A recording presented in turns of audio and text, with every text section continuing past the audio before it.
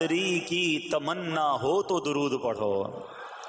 तो जब टेंशन दूर करने का, मुश्किल दूर करने का, परेशानी दूर करने का वजीफा मिल गया है, चाबी मिल गई है, तो फिर फजूल बातें करने की बजाय हमें दुरूद पाक की कसरत करनी चाहिए। सल्लु अलल हबीब सल्लल्लाहु ताला अला मुहम्मद सल्लल्लाहु अलैहि वसल्लम। आज मैं आपको अल्लाह के एक नबी का वाकया सुनाना चाहता हूं। ये वाकया कुरान मजीद में बहुत तफसील के साथ मौजूद है, और ये वाकया ऐसा है कि मैं उन नबी अलैहिस्सलातु वस्सलाम के अमल का नाम लूं तो नबी अलैहिस्सलातु वस्सलाम का नाम आपके ज़हन में खुद ही आ जाएगा। यानी उन्होंने वो अमल ऐसा किया कि अब उनके नाम के साथ वो अमल एक खास टैग बन गया है। और अगर मैं अब अमल बताता हूं, नाम आप खुद बताएंगे। और उनका अमल था कि उनके अंदर कमाल सब्र था। अब ये सब्र करने वाले नबी कौन हैं? सब्र अय्यूब अलैहिस्सलाम। मशहूर है दुनिया में कि अय्यूब अलैहिस्सलाम का जो सब्र है वो ज़रबुल मिसल बन गया, वो एग्जाम्पल बन गया। सब्र तो बहुत सारे लोगों ने दुनिया में किया, मुसीबतें तो बहुत सारे अल्लाह वालों पर आई, मगर हजरत अय्यूब अलैहिस्सलातु वस्सलाम को इस कदर कमाल का सब्र जो उनका था, वो क्या वाकया है। तो आज मुश्किलें हैं, परेशानियां हैं, टेंशन हैं, लोग जब परेशान होते हैं तो सब्र का दामन थामने की बजाय नॉर्मली बेसब्री, शिकवे और शिकायत की तरफ जाते हैं। तो जिंदगी में जब भी कोई मामला है ना, हमें अल्लाह के कलाम की तरफ रुजू करना चाहिए, अल्लाह वालों की सीरत की तरफ रुजू करना चाहिए। और रब्बे करीम के जो मुंतखब तरीन बंदे हैं, दुनिया के अफजल तरीन जो अफराद हैं, वो अंबिया किराम अलैहिमुस्सलातु वस्सलाम हैं। तो हमें जब भी कोई प्रॉब्लम आए, जब भी कोई मसला दरपेश हो, पहले देखें अल्लाह वालों ने इस मौके पर क्या किया था, कुरान क्या कहता है, हदीस क्या कहती है, तो फिर जिंदगी में चीजें आसान हो जाती हैं। तो हजरत अय्यूब अलैहिस्सलातु वस्सलाम की सीरत के बारे में जानते हैं कि आप हजरत इसहाक अलैहिस्सलातु वस्सलाम की औलाद में से हैं, और उनकी वालिदा हजरत लूत अलैहिस्सलातु वस्सलाम के खानदान से हैं। अल्लाह ताला ने आपको हर तरह की नेमत से नवाजा था। आप हुस्न सूरत वाले भी थे, यानी आपको अल्लाह पाक ने बहुत खूबसूरत भी बनाया था, और अल्लाह करीम ने माल भी बहुत दिया, औलाद में भी कसरत दी, यानी वेल ऑफ लाइफ थी, खूबसूरती भी है, माल भी है, औलाद भी है। अच्छा, फिर ज़ाहिर माल था तो घर भी थे, जानवर भी थे। उस ज़माने में जो वेल्थ होती थी, जो पैसा होता था, वो जानवरों की सूरत में होता था। आजकल लोग गाड़ियां रखते हैं, सोना जेवरात रखते हैं, उस ज़माने में जानवर होते थे। बल्कि अब भी अगर पाकिस्तान के भी आप इंटीरियर के एरिया में चले जाएं, गाँव गोठ में जाएं, तो लोग अपना मालो दौलत से जानवर ही खरीद रहे होते हैं। उनके नज़दीक यही उनका जो है वो जो भी उनका कारोबार होता है और माल होता है। अब आप पर इम्तिहान आया, आजमाइश आई, और वो आजमाइश कैसे आई कि पहले आपका मकान गिरा, और खानदान के जितने अफराद थे और आपके बेटे थे, जितने भी आपके बेटे थे ना, वो सब उस मकान के तले दबकर इंतकाल कर गए। अल्लाह अकबर। आपको आकर खबर दी जाती गई कि हुजूर आपका मकान गिर गया है, आपके बच्चे दब गए और दबकर उनका इंतकाल हो गया है। आप फरमाते थे मेरा क्या है, जिसका था उसने ले लिया, जब तक उसने मुझे दे रखा था वो मेरे पास था, जब उसने चाहा उसने वापस ले लिया, उसी ने दिया था ना। थोड़ी देर बाद खबर आई कि आपके जितने जानवर थे, हजार हा ऊंट थे, बकरियां थी, रेवड़ के रेवड़ थे, सारे जानवर जो हैं वो मर गए। किसी ने आकर कहा कि अब आपकी जितनी दौलत थी, जितने जानवर थे, वो भी मर गए। सुभान अल्लाह। अब अल्लाह का शुक्र बजा लाते, कहते या अल्लाह, जो रब का था उसने वापस ले लिया, उसी का था, जितनी देर चाहा मेरे पास रहा, वापस ले लिया उसने। मैं अपने रब की रिजा पर राजी, मैं इस इम्तिहान पर राजी हूं। अल्लाह अकबर। अब क्या हुआ कि आपकी तमाम खेतियां और जो बागात थे, बहुत बड़ी जमीनें थी, बड़े बड़े खेत थे, वो भी सारे के सारे बर्बाद हो गए। किसी ने आकर बताया कि हुजूर अब तो खेत भी गए, अब बागात भी गए। आपने फरमाया کہ جس کا تھا اس نے لے لیا، میں اس کی رضا پر راضی ہوں، جب تک میرے پاس تھا وہ میرے پاس تھا، اب رب نے واپس لینا چاہا تو اس نے لے لیا۔ اب he was empty handed، یعنی اب کچھ بھی نہیں تھا، نہ بچے ہیں، نہ مال ہے، نہ جانور ہے، نہ مکان ہے، مگر حضرت ایوب علیہ السلام کی زبان پر پھر بھی شکر ہے، اب بھی شکر ہے، شکوہ نہیں ہے کہ اللہ میں تیری رضا پر راضی ہوں۔ لیکن ابھی امتحان ختم نہ ہوا تھا، اور اس امتحان کے پیچھے بعض مفسرین نے ایک اور قول بھی نقل کیا کہ شیطان نے حضرت ایوب علیہ السلام کو دیکھ کر اللہ کی بارگاہ میں کہا کہ مولا یہ تیرا بندہ اس لیے تیرا شکر گزار ہے کہ تو نے اسے بڑا نوازا ہے، بڑا مال دیا ہے، اولاد دی ہے، گھر دیا ہے۔ اب رب کریم نے حضرت ایوب پر امتحان بھیجا تاکہ پتہ چلے کہ میرے نیک بندے امتحان کے بعد بھی صبر کرتے ہیں۔ لیکن اب سب چلا گیا نا، تو شیطان نے کہا کہ ابھی جان تو باقی ہے نا، صحت تو باقی ہے، اللہ اکبر، مزید آزمائش آئی، اور یہ ہوا کہ آپ کو بیمار کر دیا گیا، مبارک جسم پر بڑے بڑے آبلے پڑ گئے، پھوڑے جس کو کہتے وہ پڑ گئے۔ اس حال میں آپ کے سارے دوست بھی آپ کو چھوڑ کے چلے گئے۔ آج کل ویسے بھی حال ایسا ہی ہے جناب، جب تک پیسہ ہے، شہرت ہے، آپ کے پاس کوئی مال ہے تو آس پاس بہت سارے لوگ ہوتے ہیں، مگر جب یہ سب چیزیں چلی جائیں نا تو بعض اوقات ایسی کنڈیشن میں اپنے اور پرائیوں کی جانچ بھی ہو جاتی ہے کہ اب کون کھڑا ہے۔ دوستی مال کے لیے تھی، دوستی شہرت کے لیے تھی، دوستی منصب کے لیے تھی، یا کسی کی ذات سے واقعی خالص دوستی تھی؟ اب کیا ہوا؟ آپ کے سارے رشتہ دار، سارے دوست بھی دور چلے گئے، سوائے آپ کی فرما بردار زوجہ تھی جن کا نام تھا رحمت بن افرایم، اور یہ حضرت یوسف علیہ السلام کی پوتی بھی تھی، اللہ کے نبی کی آل سے تھی، وہ آپ کی خدمت کرتی رہی۔ اب جسم پر پھوڑے ہیں، آبلے ہیں، ایک بیوی ہے، نہ پیسہ ہے، نہ مال ہے، نہ بچے، واٹ ایور جو تھا سب ختم، مگر زبان ہے کہ اس پر پھر بھی اللہ کا ذکر جاری ہے، پھر بھی شکر جاری ہے، پھر بھی صبر ہے۔ بات کرنا آسان ہے جناب، مشکل آئے اور صبر کرے بندہ، اصل امتحان یہ ہے زبان پر شکوہ رنجو علم لایا نہیں کرتے، زبان پر شکوہ رنجو علم لایا نہیں کرتے، نبی کے نام لیوا غم سے گھبرایا نہیں کرتے۔ ہم میں سے کسی پر ایسی آزمائش نہیں آئی نا، چھوٹی موٹی آزمائشیں تو آتی رہیں گی۔ ایک بات یاد رکھنا، یہ زندگی کی جو گاڑی ہے نا، یہ مسائل کے پہیوں پر ہی چلتی ہے۔ ہمیں بعض اوقات کسی کی گاڑی، کسی کا مکان، کسی کا خوبصورت چہرہ، کسی کی مسکراہٹ دیکھ کر لگتا ہے یار یہ تو دنیا کا سب سے سخی آدمی ہے۔ ایسا نہیں، تو یہ نہ سمجھے کہ سارا جہان جناب سخی ہے اور میں اکیلا دکھی ہوں، ایسا نہیں ہوتا، بلکہ ہر اس جہاں میں تقریباً ہر بندہ ایسا ہوتا ہے جس کے ساتھ کوئی نہ کوئی دکھ لگا ہوا ہوتا ہے، کوئی نہ کوئی پریشانی ہے، کسی کو مال کی پریشانی، کسی کو روزگار کی پریشانی، کسی کو بیماری لگی ہے، کسی کو اور ٹینشن ہے۔ تو یہ کبھی بھی نہ سوچے کہ میں زندگی گزاروں گا اور کوئی ٹینشن نہیں آئے گی، تیار رہو امتحان کے لیے، امتحان ضرور آنا ہے۔ اب کمال یہ ہے کہ اس امتحان میں پاس کون ہوتا ہے۔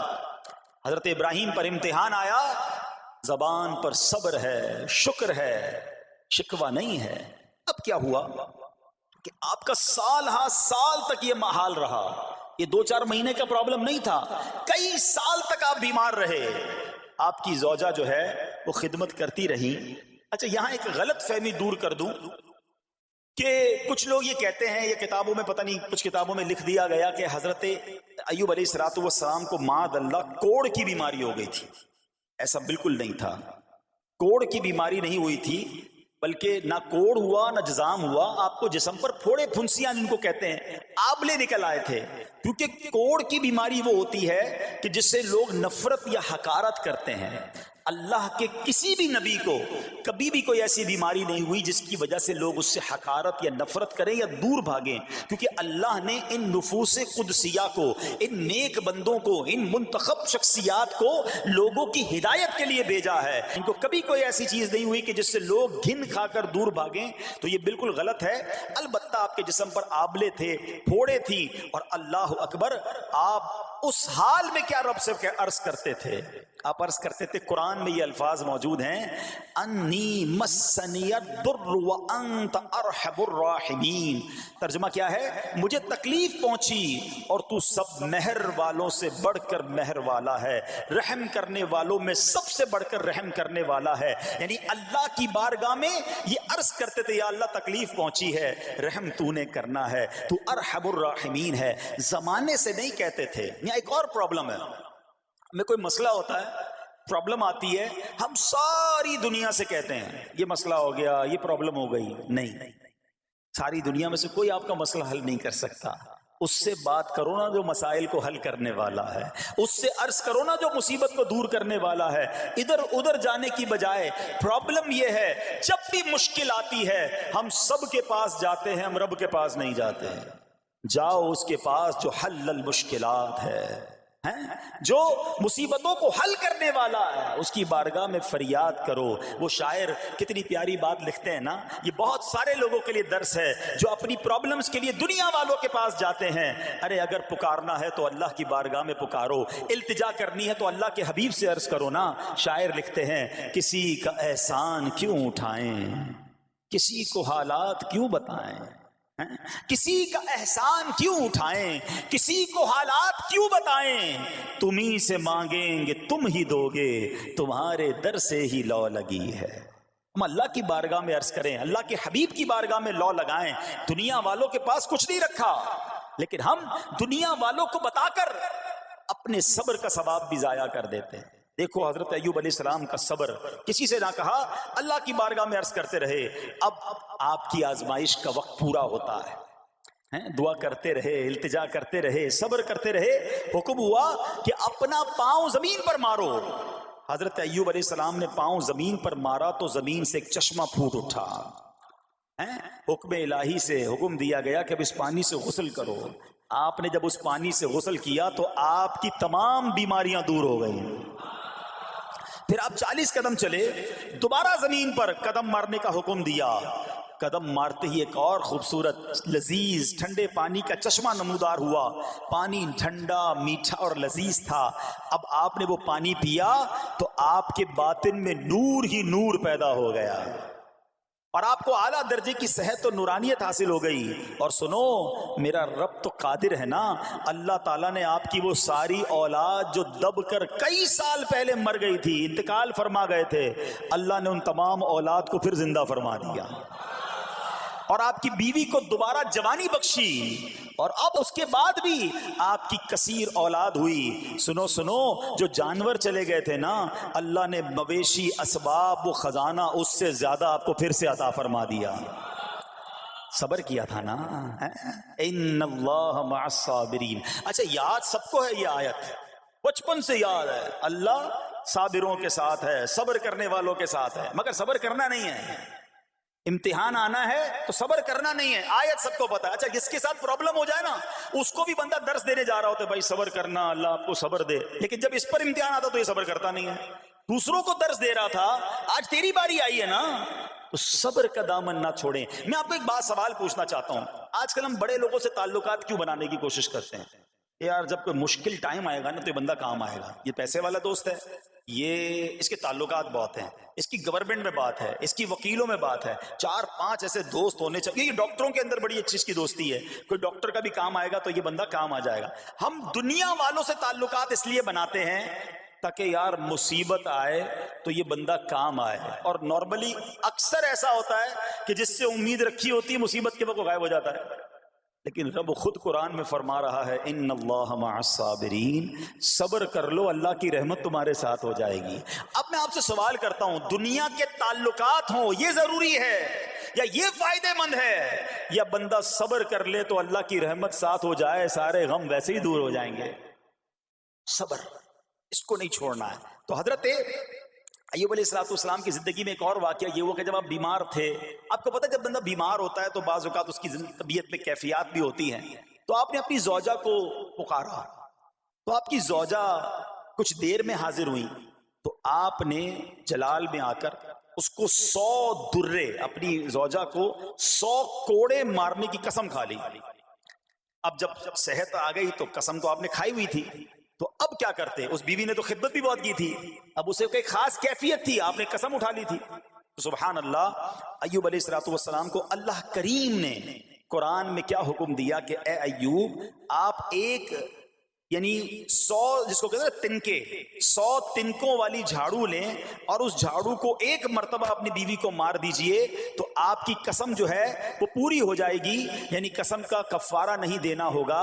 اللہ اکبر. اللہ نے اس نبی علیہ السلام کی فرما بردار بیوی کی جو سزا تھی یا جو معاملہ تھا اس کو کتنا آسان فرما دیا. تو رب کریم نے قرآن مجید فرقان حمید میں اس کو کس طرح بیان فرمایا؟ وَخُذْ بِيَدِكَ ضِغْثًا فَاضْرِب بِهِ وَلَا تَحْنَثْ.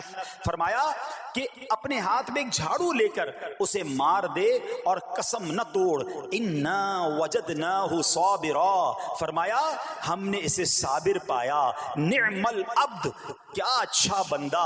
اِنَّهُ اواب، بے شک وہ بہت رجوع لانے والا ہے. ارے آج دنیا کسی کو کہے یہ صبر والا ہے، حضرت ایوب کی شان دیکھو کہ رب فرما رہا ہے قرآن میں اِنَّا وَجَدْنَاهُ صَابِرًا، اور ہم نے ایوب کو صبر کرنے والا پایا، صابر پایا. اللہ حضرت ایوب کے صبر کے صدقے ہمیں بھی صابرین میں شامل فرما لے. اللہ اکبر. سبحان اللہ. اور رب کریم نے جو اواب فرمایا، علماء کہتے ہیں کہ یہ اواب کے لاجواب خطاب کو جو آپ کے سر مبارک پر ایک تاج کی طرح رکھ دیا گیا، کیونکہ اواب کے معنی کیا ہے؟ انہو اواب، بے شک وہ بہت رجوع لانے والا ہے. اللہ اکبر. صبر کیا تو رب نے کیسے کیسے القاب جو ہیں وہ قرآن میں عطا فرمائے. یہاں ایک اور بات بھی سیکھنے والی ہے کہ حضرت ایوب علیہ السلام کے صبر کا کمال یہ ہے کہ قرآن میں ذکر آ گیا. آپ صبح قیامت تک حافظ تلاوت کریں گے، تراویح میں قرآن پڑھا جائے گا، جب بھی قرآن کی تلاوت دنیا کے کونے کونے میں کی جائے گی، قیامت تک حضرت ایوب کے صبر کا ذکر ہوتا رہے گا. جب آپ صبر کرتے ہیں اللہ رسول کو راضی کر لیتے ہیں، اللہ ان ناموں کو بلند فرما دیتا ہے. بہرحال میرے پیارے اسلامی بھائیوں، اب یہاں تھوڑا سا ایک شرعی مسئلہ بھی سمجھ لیں. بعض اوقات کہ آپ لفظ سنتے ہیں ہیلا. اچھا کچھ لوگ جب یہ لفظ ہیلا سنتے ہیں تو کنفیوز ہو جاتے ہیں، یار یہ کیا، ایک کام کرنا تھا اس کو ایک اور طریقے سے کر دیا، ہمیں سمجھ نہیں آ رہا. عجیب عجیب سی لوگ باتیں کرتے ہیں.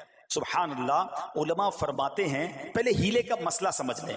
فتاوی عالمگیری میں ہے جو ہیلا کسی کا حق مارنے یا اس میں شبہ پیدا کرنے یا باطل ذریعے سے فریب دینے کے لیے کیا جائے وہ مکروہ ہے، اور جو ہیلا اس لیے کیا جائے کہ آدمی حرام سے بچ جائے یا حلال کو حاصل کر لے وہ اچھا ہے. انما الاعمال بالنیات. غلط نیت سے ہیلا کہ کسی کا حق دبا لوں یا معاذ اللہ زکوٰۃ ادائی نہ کرنی پڑے، تو اللہ کو کوئی دھوکہ نہیں دے سکتا، اللہ دیکھ رہا ہے کہ اس کی نیت کیا ہے. لیکن ہیلا اس لیے ہے کہ حرام سے بچ جائے، حلال حاصل کر لیا جائے. تو اس کی جو جواز کی صورتیں ہیں علماء نے فرمایا یہ آیت اس میں دلیل ہے. اور آیت کیا تھی؟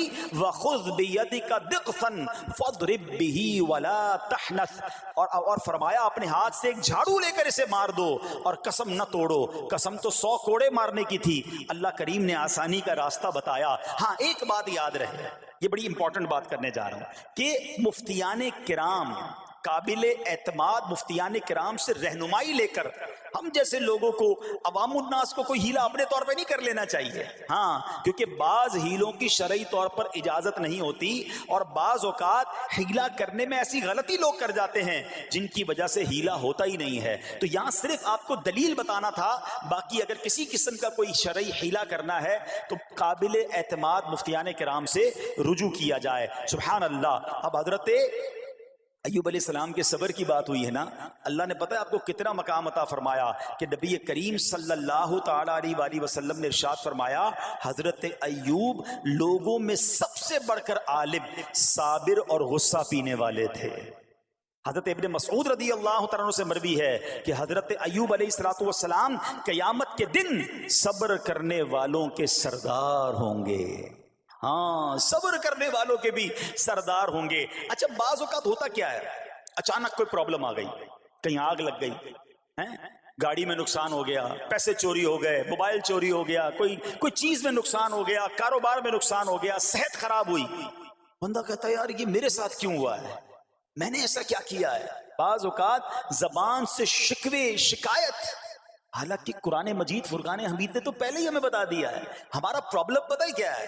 ہم بہت ساری باتیں جانتے ہیں دنیا کی، قرآن و حدیث پڑھتے نہیں ہیں، تو مینٹلی پریپیئرڈ نہیں رہتے.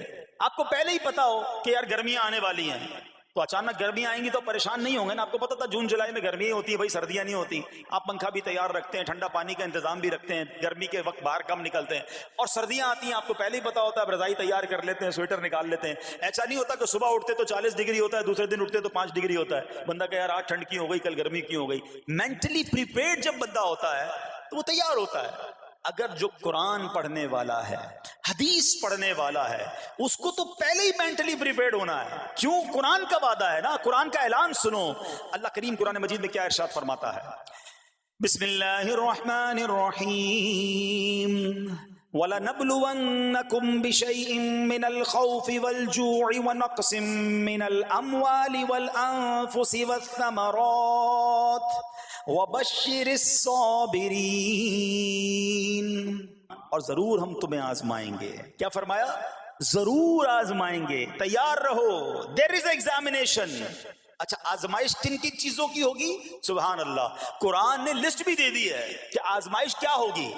فرمایا کچھ ڈر سے، اچانک خوف آ جاتا ہے نا، کوئی دشمن آ جاتا ہے، کوئی دھمکی دے رہا ہوتا ہے، اچانک حالات خراب ہو جاتے ہیں، دل میں خوف بیٹھ جاتا ہے.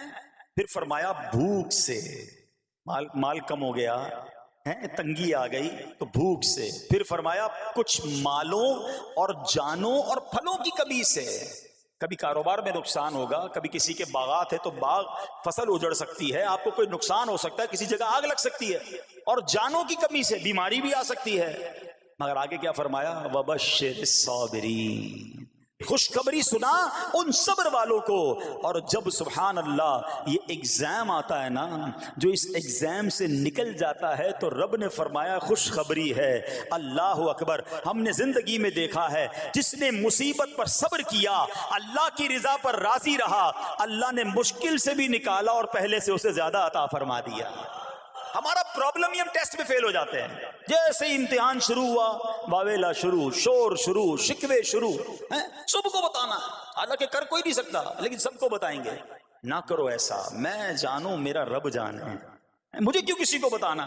ہاں وہ کریم ہے، وہ دیکھ رہا ہے کہ میرا بندہ صبر کر رہا ہے. سبحان اللہ. حضرت سیدنا امام ابو جعفر محمد بن جریر طبری تفسیر طبری میں اس آیت مبارک کے تحت فرماتے ہیں، یعنی ہم تمہیں دشمن کے خوف، قحط سالی، شدید بھوک و فقر و فاقہ، فصلوں کی کمی، مقاصد کے حصول میں مشکلات، کفار سے جنگ کے دوران افرادی قوت میں کمی اور اہل و عیال کی موت وغیرہ کے ذریعے آزمائیں گے. اور یہ سب چیزیں بطور امتحان ہوں گی تاکہ تمہارے سچے جھوٹوں سے اور اہل بصیرت منافقوں سے جدا ہو جائیں. یعنی اس ٹیسٹ میں پتہ چل جائے گا کون اللہ والا ہے، کون صبر والا ہے، کون اللہ کی رضا پر راضی رہنے والا ہے. سنو سنو، جب یہ تکلیف آتی ہے نا تو اس کا پھر اجر کتنا ملتا ہے. شہنشاہ نبوت، مخزن جود و سخاوت صلی اللہ تعالی علیہ وسلم نے ارشاد فرمایا، جو دنیا میں ہی اپنی ہر خواہش کی تکمیل کر لے تو یہ چیز آخرت میں اس کے اور اس کی خواہش کے درمیان آڑ اور پردہ بن جائے گی. اور جو مالداروں کی زینت کی طرف اپنی نگاہیں دراز کرے تو وہ آسمان والوں کے سامنے بے عزت ہو جاتا ہے. اور جو شدید بھوک پر صبر کرے اللہ عز و جل اس کو جنت الفردوس میں جہاں چاہے گا ٹھکانہ عطا فرمائے گا.